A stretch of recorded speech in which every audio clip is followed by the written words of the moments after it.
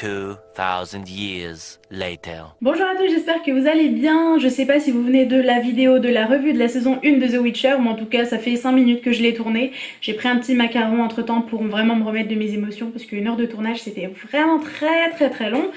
Mais j'ai décidé de faire une vidéo comme je vous l'ai expliqué sur la série The Witcher, mais cette fois-ci sur les questions que je me suis posées tout au long de la saison 1 et dont je n'ai pas eu la réponse. Si jamais vous avez les réponses, que vous avez lu les livres, que vous avez joué aux jeux vidéo, que vous avez la réponse, quelle qu'elle soit, n'hésitez pas à me la donner en commentaire. Attention s'il vous plaît, mettez attention spoiler et expliquez si c'est un spoiler des livres, des jeux vidéo ou c'est tout simplement quelque chose que j'ai loupé dans la série. Mettez attention spoiler série parce que je veux vraiment pas que les personnes qui n'ont pas lu les livres, pas joué aux jeux vidéo ou qui, je sais pas, qui ne veulent pas savoir les réponses se perdent en commentaire et soient spoilées. Mais vraiment, si vous avez la réponse, n'hésitez pas à commenter, je vous en prie, même parce que là j'ai vraiment une quinzaine de questions. J'ai une liste, j'ai listé les questions, elles sont juste là. Et commençons la vidéo. La première question que je me suis posée, c'est comment Renfri, elle était au courant du destin de Geralt. Parce que je comprends bien que ceux qui sont concernés, donc Calanté, Sakasuri, etc., ils sont au courant parce qu'ils ont rencontré Geralt, ils savent que c'est son destin en fait à Geralt de voir la fille dans le bois, donc Ciri. Mais je comprends pas comment elle... Parce qu'en fait pour moi Renfri c'est une histoire qui a rien à voir et qui se passe bien avant.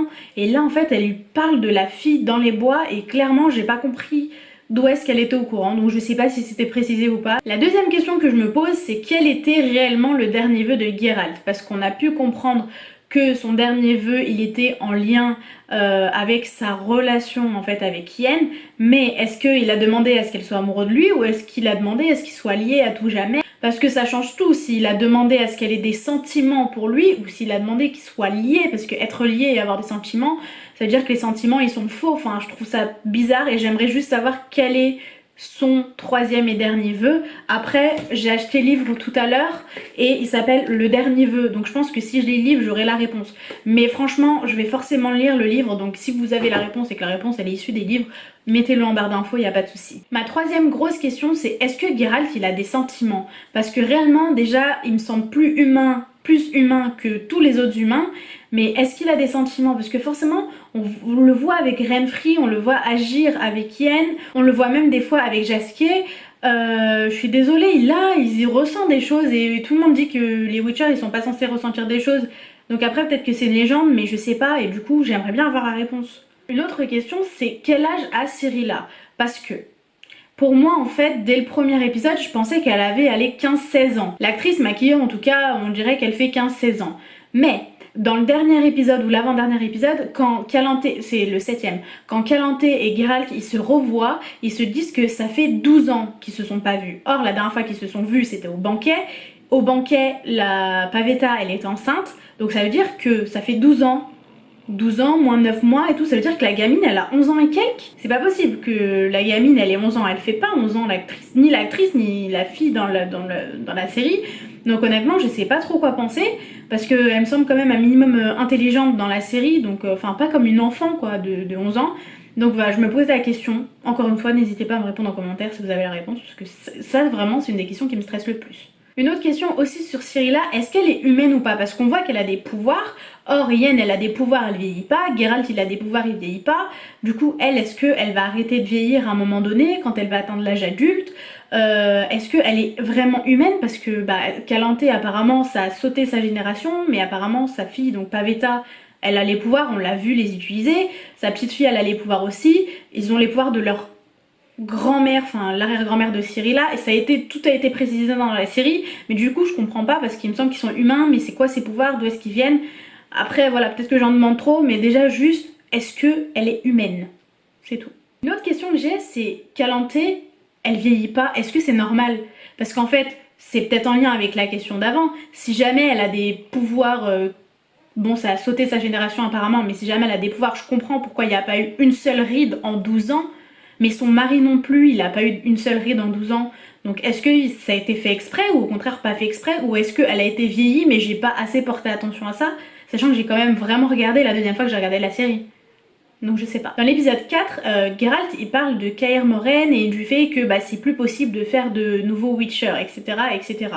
Sauf que il a été expliqué dans la série, enfin je crois que c'était Yen d'ailleurs qui avait expliqué, que c'était grâce à la magie d'Arethusa que les Witcher étaient créés. Et on voit dans le dernier épisode que Geralt, à la base, il était humain.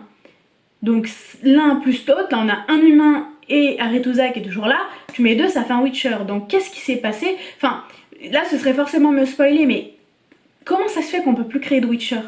Je comprends pas. Une autre question que j'ai, c'est qu'est-ce qu'il y a dans la fiole que Geralt il boit tout le temps? Est-ce que c'est ça qui lui donne toute sa force et ses pouvoirs? Parce que honnêtement je pense pas, mais quand il la boit ça lui donne plus de pouvoir. Donc est-ce que c'est un peu à la Astérix et Obélix, enfin Astérix en tout cas, quand il boit la potion et que d'un coup il a beaucoup plus de pouvoir? Je sais que ça peut paraître une question très bête, mais est-ce que c'est ça? Est-ce qu'on était censé le comprendre déjà? J'ai pas compris moi.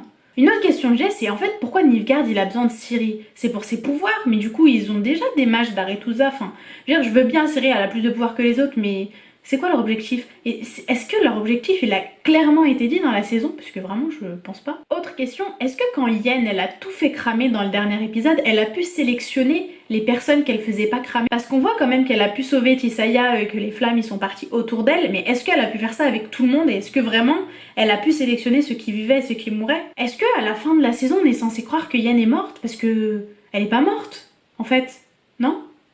Bah je pense pas, parce que il y a les livres et les livres ils sont longs, donc je pense pas qu'Yen elle va mourir tout de suite. Si on a passé autant de temps sur ses origines, c'est pas pour qu'elle meure à la fin de la saison, mais est-ce qu'on est censé croire vraiment qu'elle est morte? Autre question que j'ai, c'est quoi réellement la signification de la couleur de leurs yeux? Parce qu'on voit que les trois personnages principaux, donc Ciri, Yen et Geralt, ont trois couleurs d'yeux différents qui sont assez vraiment perçants. Mais je pensais que ça avait quelque chose à voir à la base avec leur statut, donc de Witcher, de mage, etc. Mais en fait rien à voir. Et est-ce que c'est vraiment une particularité que chaque personne a, ou parce que je comprends pas trop le... Mais après encore une fois peut-être qu'on ne l'a pas encore expliqué, mais si vous avez explication, encore une fois n'hésitez pas à la donner en commentaire. Si je pose la question, j'aimerais beaucoup avoir une réponse. Et enfin ma dernière question, c'est pas la question la plus utile honnêtement, mais c'est quand même une question que je me pose. La reine Calanthe, elle s'est mariée avec un gars. Déjà, est-ce que le gars, il est roi de base de son truc là? Je pense qu'il est roi, sauf qu'il l'appelle roi à Cintra. Sauf que c'est pas le roi, puisque c'est elle l'héritière à la base. Donc forcément, c'est pas lui qui va être roi, puisque, bref, elle régit à la base. Et c'est un peu comme la reine d'Angleterre maintenant. Du coup, le roi n'est pas roi, c'est un prince consort. N'est-ce pas? Mais du coup, est-ce que c'est lui qui est devenu roi comme ça? Ou est-ce que j'ai mal compris les règles qui régissent la royauté? Ou bref. Donc voilà, je sais que c'est un peu stupide, mais est-ce que c'est pas censé être un prince régent plutôt qu'un roi? Voilà, c'est tout pour cette vidéo et pour ces nombreuses questions. J'espère que vous allez pouvoir m'éclairer, éclairer ma lanterne en tout cas, sur quelques points, si ce n'est tous les points. J'aimerais beaucoup que ce soit tous les points, mais bon, le dernier par exemple, il n'était pas forcément super utile. J'espère que cette vidéo vous a plu. Si vous aussi vous avez des questions, forcément il y en aura que je me serais pas posé, ou peut-être même auxquelles j'ai la réponse, ce qui, un miracle peut arriver. N'hésitez pas à les poser dans les commentaires et puis peut-être qu'on pourra s'entraider entre nous. Et comme ça on sera tous contents et tous parés pour la saison 2. En tout cas, j'espère vraiment, encore une fois, que cette vidéo vous a plu. N'hésitez pas à mettre un pouce en l'air si c'était le cas. Moi en tout cas, je vous fais de très gros bisous et je vous dis à la prochaine.